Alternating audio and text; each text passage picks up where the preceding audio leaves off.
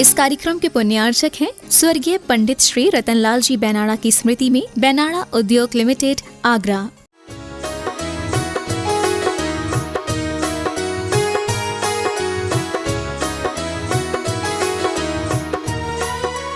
Natural process चल रही है ब्रीदिंग की, उस नेचुरल प्रोसेस के साथ नमोकार मंत्र को अटैच करना। बस थोड़ा सा टाइम लगेगा जोड़ने में, लेकिन एक बार वो जुड़ जाएगा तो वो अपने आप होते। फिर दो एक्टिविटी नहीं चल रही है साइमल्टेनियसली, सिंगल एक्टिविटी चल रही है सिर्फ नमोकार की। नहीं महाराज जी, जैसे सांस तो हम लेते हैं वो तो हमारी बॉडी एक्टिविटी हो गई, नमोकार मंत्र हमारे दिमाग में चलेगा।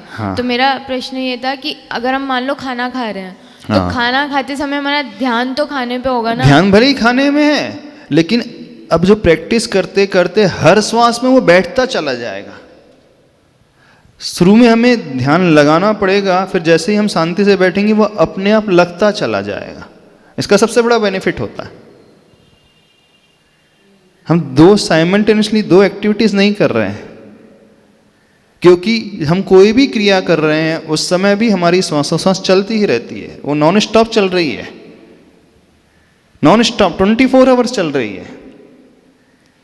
जब हम कह रहे हैं कि मैं बोल रहा हूँ, मैं पढ़ रहा हूँ, मैं बैठ रहा हूँ, मैं खा रहा हूँ, खाते समय भी श्वासोच्छ्वास तो चलती है कि नहीं चलती? बोलते समय भी चल रही है।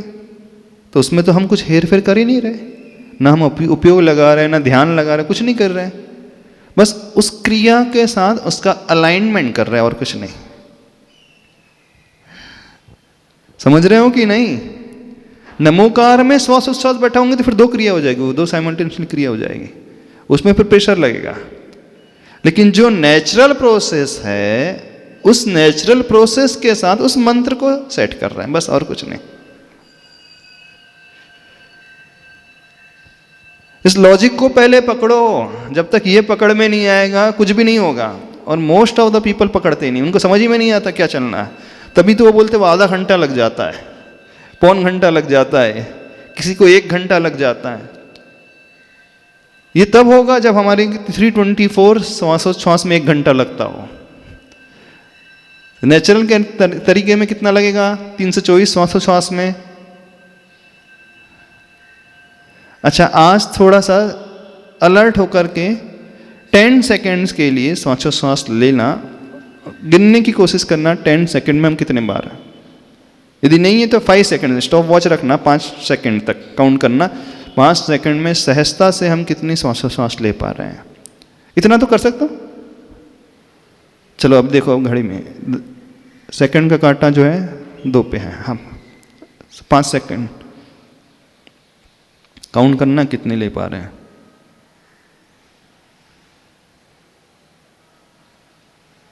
हो गया, कितना लिए? 2।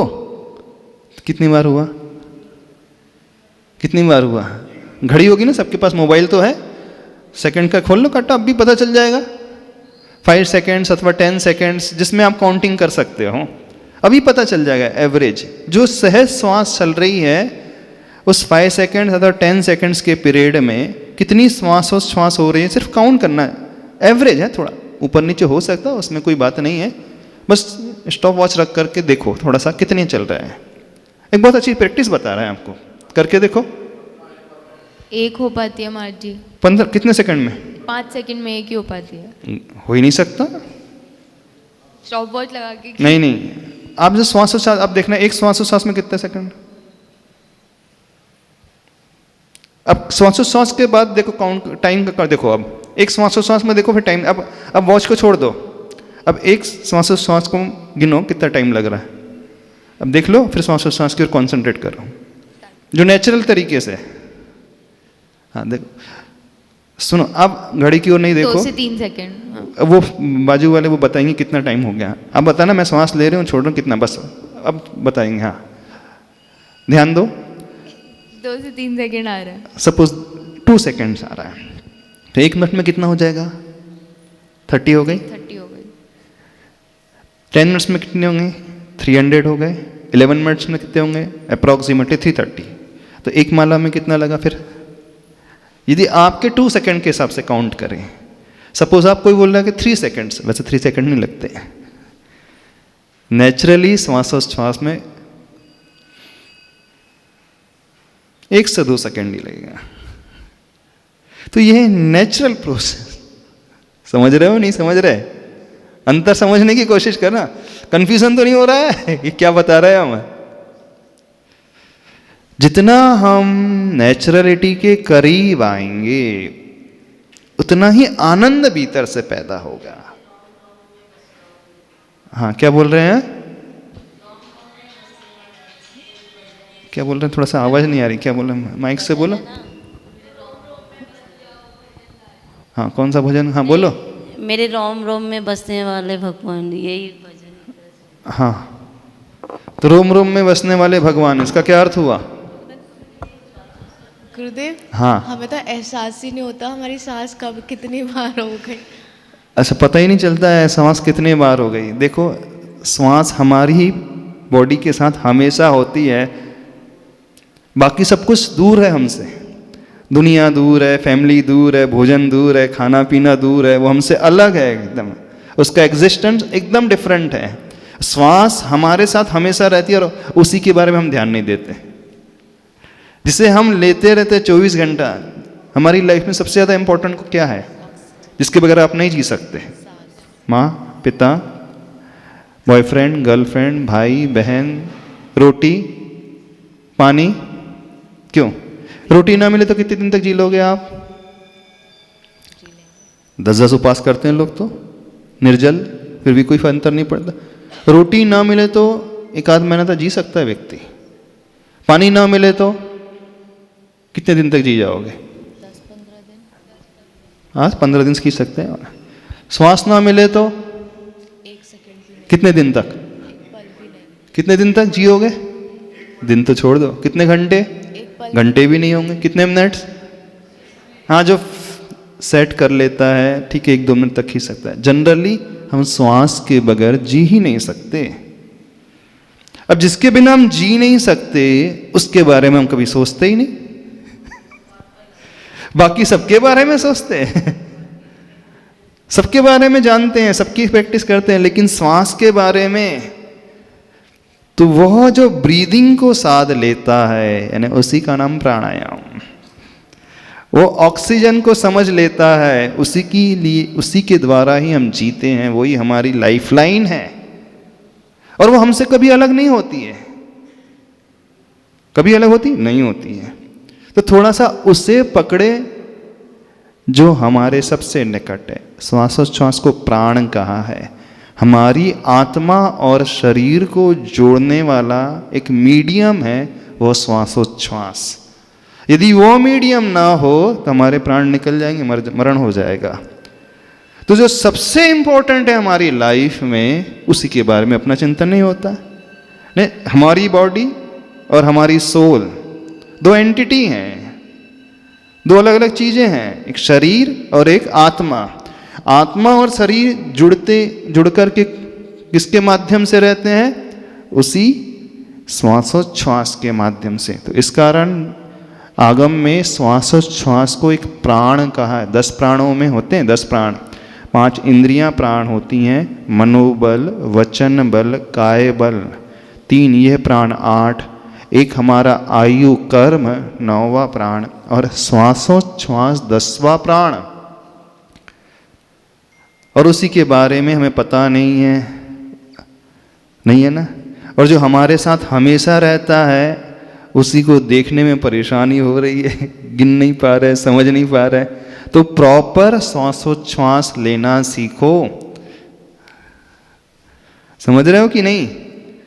वह श्वासोच्छ्वास जो नेचुरली हम लेते हैं उस प्रोसेस से मंत्र को जोड़े। टाइम हो रहा है वैसे। हमने हाँ महाराज जी, एक प्रश्न था। हाँ, ये मतलब इस टॉपिक से रिलेटेड नहीं है। अभी हमने जितने भी सेशंस हुए उसमें हमने बहुत सारी बातें सीखी, पर जैसे दिन तो वही 24 घंटे का होता है, तो उसमें मतलब सारी चीज़ों पे अगर हम फोकस करते हैं ना तो वो सब छूट जाती हैं। तो मेरा प्रश्न ये था कि जैसे हमने एक वाली एक्टिविटी सीखी थी कि कुछ भी काम करने से पहले ज़रा 5 सेकंड उसके बारे में सोचो, अलर्टनेस वाली। फिर एक ये श्वासोच्छ्वास वाली हो गई, एक वो रात को थोड़ी क्लीनिंग करने वाली, एनालिसिस वाली। ठीक है। तो वो सब पे एक साथ अगर हम सोचे ना तो वो नहीं हो पाता, कुछ ना कुछ छूट जाता है। तो स्टेप बाय स्टेप कुछ करो तो देखो सारे रास्ते हैं, रास्ते के माध्यम से चलकर हम अपने आप तक ही पहुंचेंगे। तो सबसे पहले किस पे फोकस करना चाहिए? वो अच्छा, सबसे पहले किस पर फोकस करना चाहिए? हम गलत विचारों से कैसे दूर रहें, अशुभ से कैसे बचें, पहले उस पर फोकस करें, प्रायश्चित पर फोकस करें, सही मार्ग पे लगाने की कोशिश करें, पहले उस पर फोकस करें। ये तो हो गई है, ये तो एक्सटर्नल चीज़ हो गई।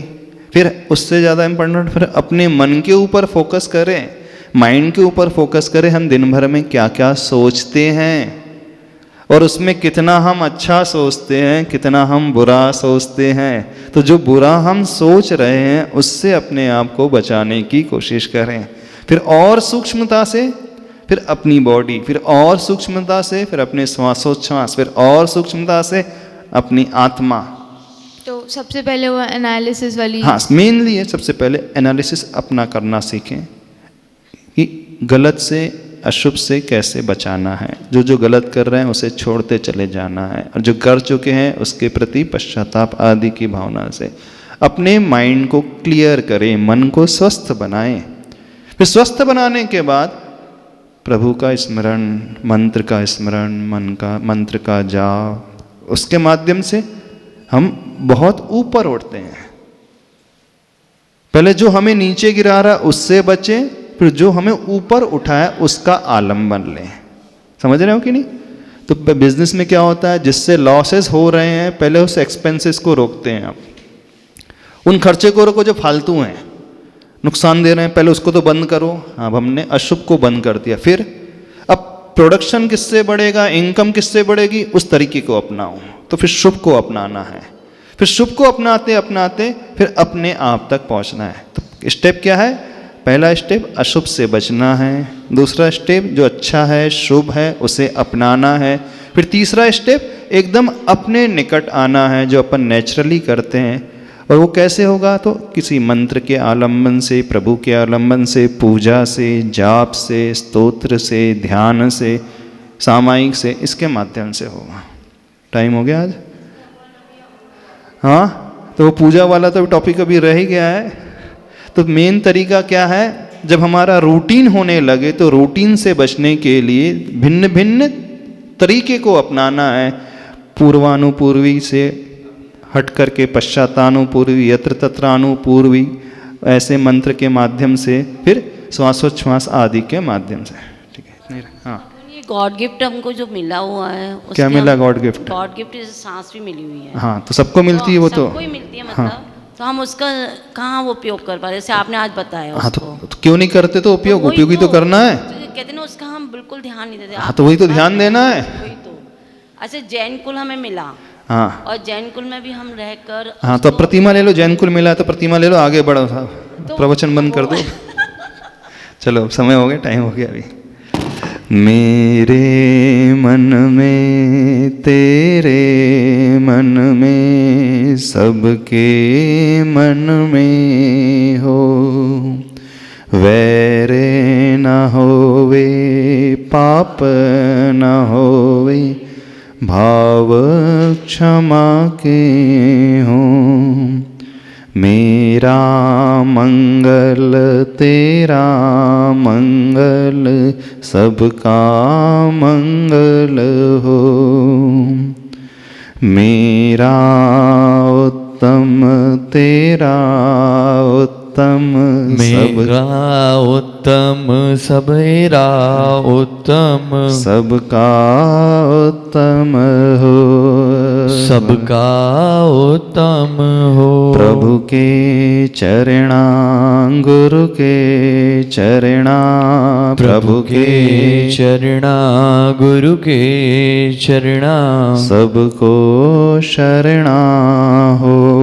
सबको शरणा हो। दुखियारा ना कोई होवे, दुखियारा कोई होवे, मन ज्योतिर्मय हो, मन ज्योतिर्मय हो। मेरे मन में तेरे मन में, मेरे मन में तेरे मन में, सबके मन में हो, सबके मन में तन हो। निरोगी मन हो निर्मल, तन निरोगी मन हो निर्मल, बोधि समाधि हो, बोधि समाधि हो, बोधि समाधि हो, भोगी समाधि। ओम अरहम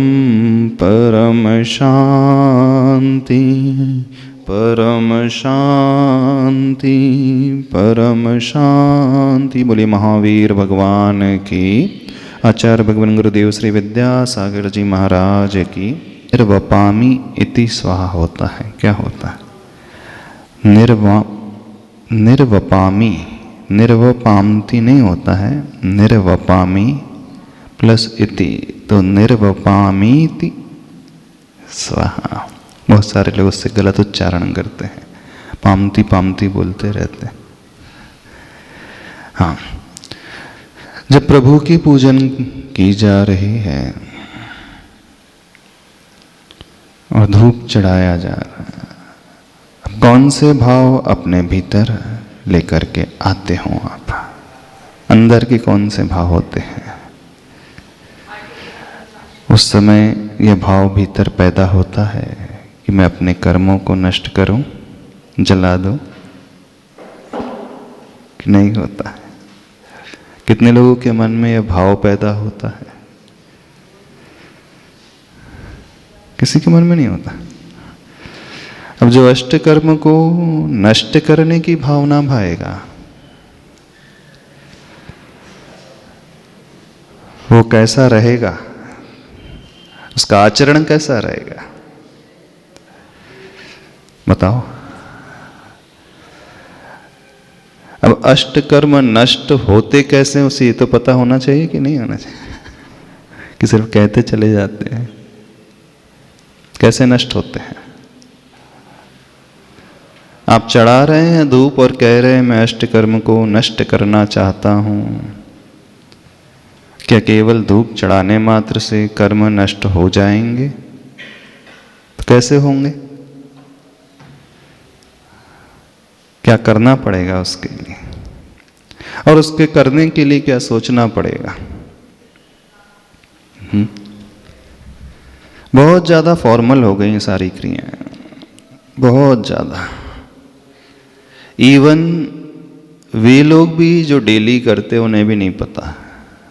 90% लोगों को नहीं पता रहता। पता है कैसे हमारे कर्म छूटेंगे, और छोड़ना भी क्यों चाहेगा व्यक्ति? रीजन क्या है इसके पीछे? क्यों कर्मों को नष्ट करना चाहते हो? तो ये भी नहीं पता होगा। व्यक्ति छूटना, आजादी क्यों चाहता है? स्वतंत्र होना, लिबर्टी क्यों चाहता है? क्योंकि उसे बंधन में कष्ट होता है, दुख होता है, और जो कष्ट को फील करेगा वही उसे छोड़ने की कोशिश करेगा। और अभी तो ये फीलिंग ही नहीं आती कि आपको कष्ट हो रहा है।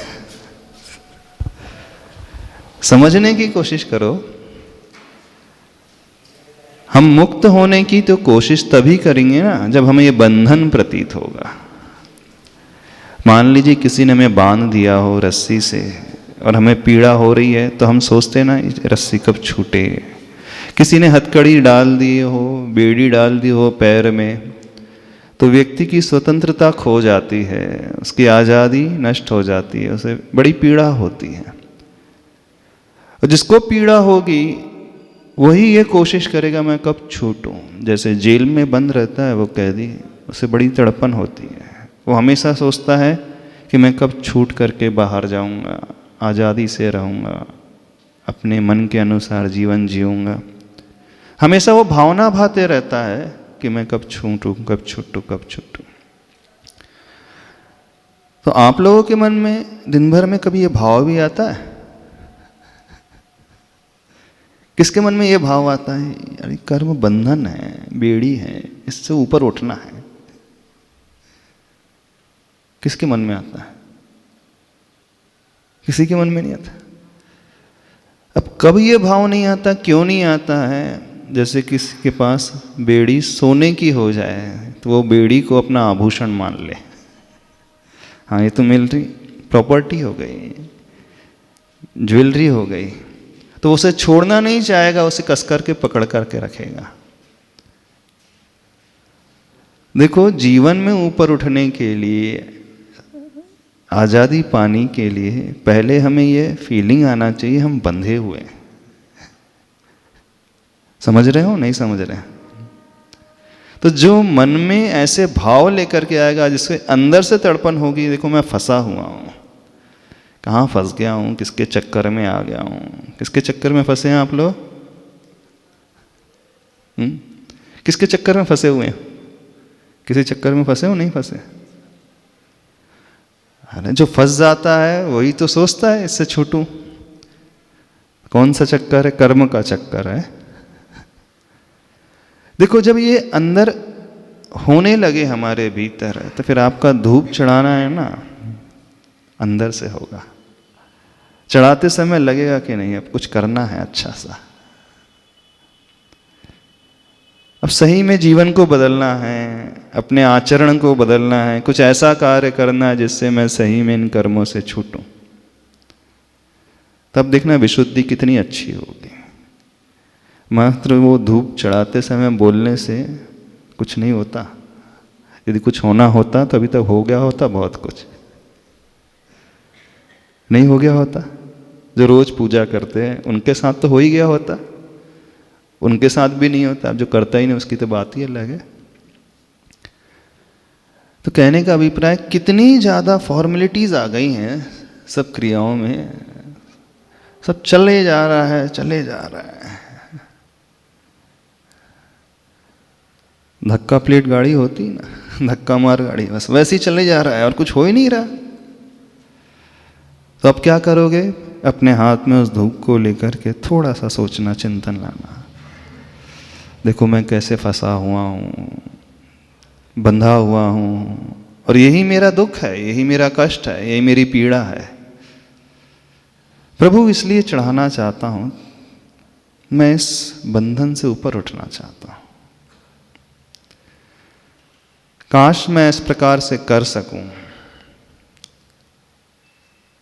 फिर अंदर अच्छे भाव आएंगे। यानी पूजा करने के पश्चात जब आप उठ के अपने घर जाओगे ना, तो अपने आप को बदला बदला महसूस करोगे, बिल्कुल बदला हुआ महसूस करोगे। जो आप करते थे ना, फिर वो आसानी से कर नहीं पाओगे। जो भी करते थे, क्या करते थे? जिससे कर्म बंधता था वो कार्य छोड़ते चले जाओगे। Very simple. बांधा किसने है कर्मों को? हमने बांधा है। क्यों बांधा है? किस प्रकार से बांधा है? कौन सी गलती की है? बस उस गलती को छोड़ना है और कुछ नहीं करना। कौन कौन सी गलतियां करता है व्यक्ति? एग्जाम्पल के लिए, आज की यंग जनरेशन कौन सी गलतियां करती हैं? दिन भर मोबाइल में लगी रहती, 7-7, 8-8 घंटे मोबाइल में लगी रहती है ना। इंस्टाग्राम, फेसबुक, स्नैपचैट, और किस किस में लगी रहती है? व्हाट्सएप, और किस में? स्नैपचैट, रील, और पता नहीं टिकटॉक, हाँ ट्विटर, हाँ। और अभी अपन बड़ी बड़ी बातें को साइड में रख दें, है ना, वो बड़े बड़े पापों को साइड में रख दे, लेकिन जिससे वो पाप की भावना पैदा होती है उसे पकड़े। एक व्यक्ति हमसे बोल रहा था, महाराज जी आज के ज़माने में किसी को त्याग मत कराया करो। कौन सा त्याग? एक रात्रि भोजन त्याग, ये त्याग। बोले सबसे पहले उसे मोबाइल से दूर करो। हाँ, आश्चर्य तब होता है 8-8 साल के बच्चे 8-8 घंटे तक मोबाइल में लगे रहते, नहीं लगे रहते। वो 8 साल का बच्चा और 8 घंटे। हाँ, वो बोल रहे 6 महीने के बच्चे के सामने मोबाइल, तो बच्चा जन्म गर्भ से सीख करके आता मुझे मोबाइल पकड़ना है ना। बच्चा जो है जैसे पैदा होता है उसे पता रहता है कि मुझे मोबाइल चाहिए। बच्चे ऐसे पापी हैं शायद, है कि नहीं? तो बच्चे ऐसे पाप के संस्कार पूर्व जन्म से लेकर के आते हैं, जैसे ही उन्हें जन्म ले लिया तो उनका मन कहता है कि नहीं मुझे मोबाइल चाहिए, वीडियोस देखना है, क्लिपिंग देखना है। बच्चों की सारी गलती है ना। आजकल के बच्चे जो हैं ऐसे ही हैं। अच्छा माँ है, अच्छा हमें, अच्छा वो आपने क्लियर कर दिया, नहीं तो हम तो समझ रहे थे सारे के सारे बच्चे पूर्व जन्म के संस्कार के कारण ऐसे ही सब कुछ प्रवृत्ति लेकर के चलते हैं। हम तो ऐसा समझ रहे थे अभी तक, ऐसा नहीं है। नहीं महाराज जी, बच्चा तो एक सफ़ेद चादर की तरह होता है। एक माँ होती है, अब उसको अपना काम सरल करने के लिए उसके आगे मोबाइल रख देती है। हाँ, बच्चा तो सफ़ेद चादर की तरह होता है। अरे वाह वाह वाह वाह। माँ जो होती है, तो सबसे पहले बच्चों को सुधारने के पहले माताओं को सुधारना पड़ेगा, ऐसा लगता है। हाँ? सबसे ज्यादा दोष किसका है? माँ का कि पिता का? हाँ, किसका दोष है? पेरेंट्स का दोष है, माता पिता का। वो अपनी झंझट को टालने के लिए वही तो देखो, अरे बड़े बड़े धर्म बाद में करना, पहले जो बेस है, बेसिक्स है, उसे तो समझ लो। हमें ऐसा लगता है पेरेंटिंग की काउंसलिंग ज़्यादा ज़रूरी है, पेरेंट्स की काउंसलिंग बच्चों से ज़्यादा पेरेंट्स को समझाना ज़्यादा ज़रूरी है आज के ज़माने में। ऐसे ही प्रतीत होता है। हाँ, ये सारे के सारे आज के ज़माने में गलत दिशा पे ही कदम बढ़ा करके चल रहे हैं। तो कहाँ तो अष्टकर्म विध्वंसनाएं की बात चल रही है और कहाँ जिंदगी पूरी अपोजिट ही डायरेक्शन में चल रही है। कैसा चलेगा काम? जैसे भगवान अष्टमी 14 आती है, हम कुछ बनना होता है तो किसी को हम कह देते हैं आज अष्टमी है, ऐसा तो न करो। अरे नहीं, बच्चे नहीं मानते हैं आजकल। हाँ, करना पड़ता है। अच्छा। यानी अपनी गलतियां दूसरों के सिर पर थोप करके हम आगे बढ़ते रहते हैं। सीधा सा सिंपल सा रूल है। अपनी कमियां जो हैं हम टाइम डिवोट नहीं कर सकते तो उन पर थोप दिया और आगे बढ़ गए। आप बताओ क्या करना चाहिए आप लोगों को? अभी भगवान की पूजा की हम बात कर रहे थे। हाँ, कैसे करोगे? इस प्रकार से करोगे धूप चढ़ाते समय। अब वो सोचना कि कौन कौन से कार्य हम करते हैं जिससे बंधते चले जाते हैं। एक तरफ कह रहे हैं कि कर्मों से छूटना है, नष्ट करना है, और थोड़ा सा अपने को देखना, प्रभु सवेरे से लेकर शाम तक मैं कितने गलत कार्य कर रहा हूँ जिससे कर्म बांध रहा हूँ। मन से कर रहा हूँ, वचन से कर रहा हूँ, फिजिकली कर रहा हूँ। सबसे ज़्यादा मन से कर रहा हूँ। फिजिकली तो ज़्यादा पाप नहीं होता है। फिजिकली कितना पाप कर सकते हैं आप? चलो हम आपसे पूछते हैं, कितना कर सकते हो फिजिकली? दिन भर में 24 आवर्स दे रहे हैं आपको, छूट दे रहे हैं, आज 24 घंटे सिर्फ पाप ही पाप करना है फिजिकली। कितने कर सकते हो? पूरी लिबर्टी है पाप करने की, पूरी। जो जो कर सकते हो कर लेना। कितना क्या क्या कर पाओगे आप? कितनी हिंसा कर पाओगे, कितना झूठ बोल पाओगे, कितनी चोरी कर पाओगे, कितना परिग्रह जोड़ पाओगे, कितना कुशील का सेवन कर पाओगे, कितना कर पाओगे पाप? बताओ कितना करते हैं? कितना कर पाओगे आप? चलो 24 आवर्स दिए आपको, आप अपने अनुसार जी लो। जो आप करना चाहते हो सबकी छूट है। जो कर सकते हो कर लो। खाना है, पीना है, घूमना है, जो कर सकते हो कितना कर सकते बताओ? तो फिजिकली ज़्यादा होता ही नहीं, हो भी नहीं सकता, इतनी कैपेसिटी नहीं उसके पास कुछ कर पाए ज़्यादा। हाँ, मेंटली तो 24 घंटा न जाने क्या क्या करता है।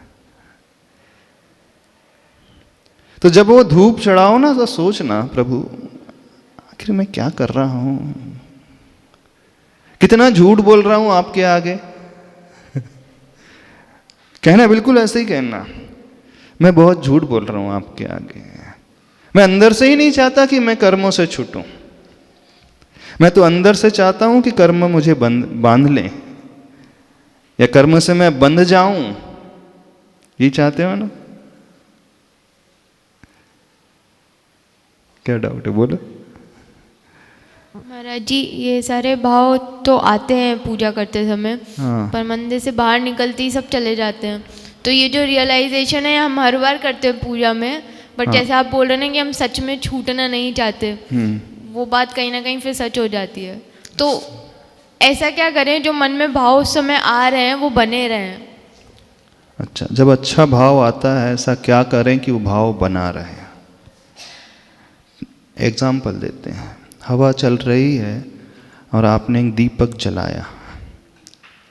हाँ, अब माचिस की तीली के माध्यम से आपने उस दीपक को जलाया, लेकिन हवा भी बहुत आ रही है, बारिश भी हो रही है, तो आपको क्या करना चाहिए वो दीपक जलता रहे?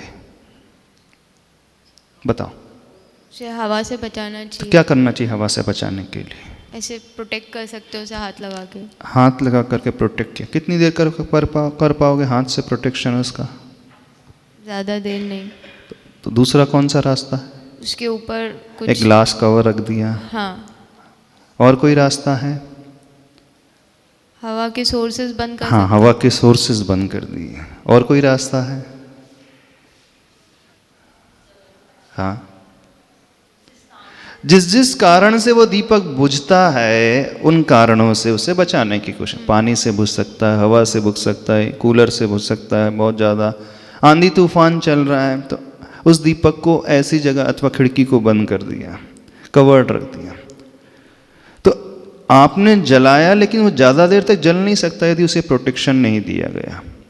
तो ऐसे ही हमारे साथ भी होता है। अच्छा विचार बिल्कुल उस जलती हुई लौ की भांति है जो जस्ट बिगिनिंग हुई है, लेकिन चारों तरफ आंधी तूफान का माहौल है।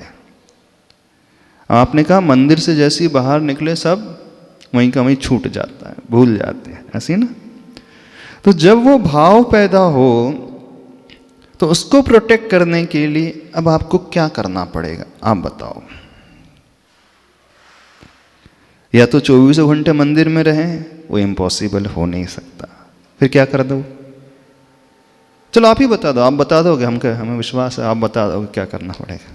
महाराज जी, हमको जो बाहर निकलते हैं तो हाँ। जो भी एक्टिविटीज़ हम कर रहे हैं उसमें भी हमको रियलाइजेशन होता है कि नहीं अभी अभी तो मंदिर में ऐसे भाव बनाए थे, हम फिर उसकी विपरीत दिशा में बह रहे हैं, पर वो ख्याल आके सिर्फ रह जाता है, वो उस पर एक्शन नहीं ले पाते। अच्छा, वो एक्शन नहीं ले पाते हैं। तो जो भाव पैदा हुआ वो उस जलती हुई लौ की तरह है बिल्कुल।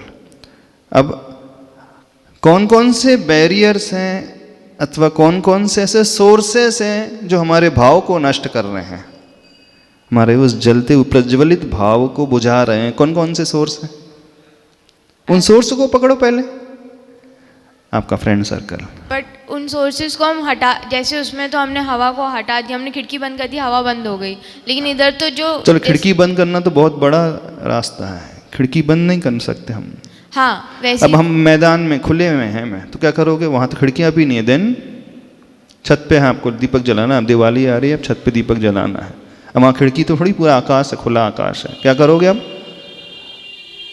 तो वहाँ सबसे अच्छा तरीका है एक ग्लास कवर्ड, बस सबसे अच्छा तरीका। हम पूरी खिड़कियों को बंद ही नहीं कर सकते, चारों तरफ ही खिड़कियाँ ही नहीं, तो फिर क्या करोगे? हम दुनिया को रोक ही नहीं पाएंगे, दोस्तों को आप रोक नहीं सकते, एटमॉस्फेयर आप बदल नहीं सकते, नहीं बदल पाओगे। तो कुछ ऐसा करना पड़ेगा जो हम अपने आप को सेव करें, बस हम दुनिया को सेफ नहीं, दुनिया से हम बच भी नहीं पाएंगे, तो कुछ ऐसा कवर ढूंढो। कौन सा कवर है वो, बताओ कौन सा कवर है? हाँ बतलाओ बतलाओ, जल्दी बताओ। हाँ नहीं समझ आ रहा, नहीं समझ में आया? क्यों नहीं समझ में आया? कवर समझ नहीं आ रहा, ऐसा क्या? ऐसा कौन सा प्रोटेक्टिव एनवायरनमेंट है जो हमारे लिए सेफ्टी दे सके? बताओ। अरे ये तो नियम ले सकते हैं ये तो महाराज। फिलोसॉफी अभी थोड़ी सी दूर रखो अभी। नियम ले सकते हैं। हाँ अब आप ही कह रहे हैं नियम ले सकते हैं। और पर नियम भी अगर हम बहुत ज़्यादा ले लेते हैं तो एक दो छूट जाते हैं। नियम भी ज्यादा ले ले तो टूट जाता है, एक दो छूट जाता है।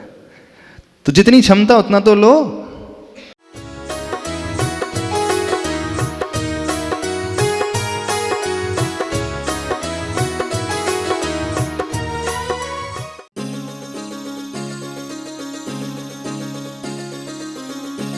इस कार्यक्रम के पुण्यार्चक थे स्वर्गीय पंडित श्री रतनलाल जी बैनाड़ा की स्मृति में बैनाड़ा उद्योग लिमिटेड, आगरा।